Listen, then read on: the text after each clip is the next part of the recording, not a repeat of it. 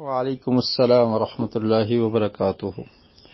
پوچھتے ہیں کہ جو لوگ فیس بک یا سوشل میڈیا پر جھوٹی خبریں پھیلاتے ہیں تو ان کے بارے میں کیا حکم ہے؟ دیکھیے، جھوٹ بولنا کبیرہ گناہ ہے اور یہ بہت بڑا جرم ہے۔ نبی کریم صلی اللہ علیہ وسلم نے ارشاد فرمایا، ایاکم والکذب، جھوٹ سے بچا کرو، جھوٹ تمہیں فجور کی طرف لے جاتا ہے، گناہ کی طرف لے جاتا ہے، اور گناہ یہ تمہیں جہنم کی طرف لے جائے گا۔ تو جھوٹ بولنا یہ بہت ہی بری عادت ہے، اور منافقین کی علامات میں سے ایک علامت یہ بیان کی گئی ہے کہ جب وہ بات کرتے ہیں تو جھوٹ بولتے ہیں۔ اس سے بچنا چاہیے۔ کسی مومن کی شایان نشان نہیں ہے کہ وہ جھوٹ بولے اور پھر جھوٹی خبر کو نشر کر دے۔ یہ اور بڑا جرم ہے کہ آپ نے جھوٹ بولا اور اس کو آگے مزید لوگوں تک پہنچا دیا، جھوٹ کو نشر کر دیا۔ بلکہ کوئی بھی بات وہ دینی معاملے میں ہو یا دنیاوی معاملے میں ہو، جب آپ تک پہنچتی ہے تو اس کی تحقیق کر لیا کریں، اور یہ ضروری ہے۔ اللہ رب العالمین نے قرآن مجید میں سورہ حجرات میں ارشاد فرمایا، ان جاءکم فاسق بنبأ فتبینوا، کہ اگر کوئی فاسق آدمی کوئی خبر تم تک پہنچاتا ہے تو اس کی تحقیق کر لو کہ یہ درست بھی ہے یا نہیں۔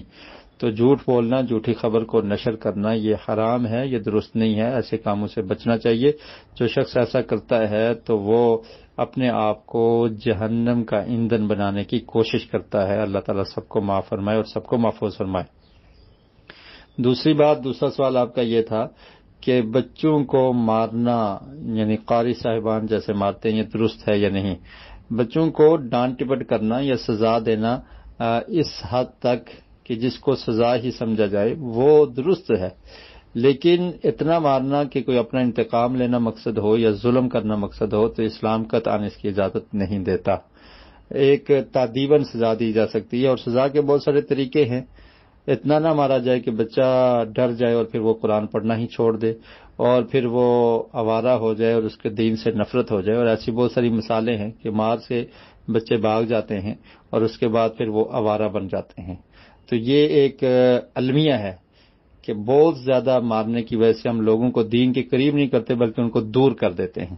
تو اس طرح کی مار اور تشدد سے بچنا چاہیے۔ اساتذہ کو، قاری صاحبان کو بھی ڈانٹ ٹپٹ کر لیں، اور بہت سارے طریقے ہیں، بچے کو سمجھانے کے بہت سارے طریقے ہیں، اور اگر بہت ہی زیادہ سزا کی ضرورت پڑے تو پھر بہت کم مارنا چاہیے۔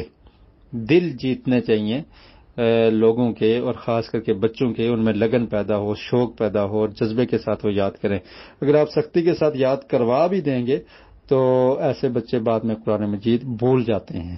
تو اس لیے قرآن کی محبت لوگوں کے دل میں پیدا کی جائے، اور اگر بچہ نہیں سمجھتا تو بہت ہی کم سزا کی طرف جایا جائے اور کم مار اور پیٹ کی جائے۔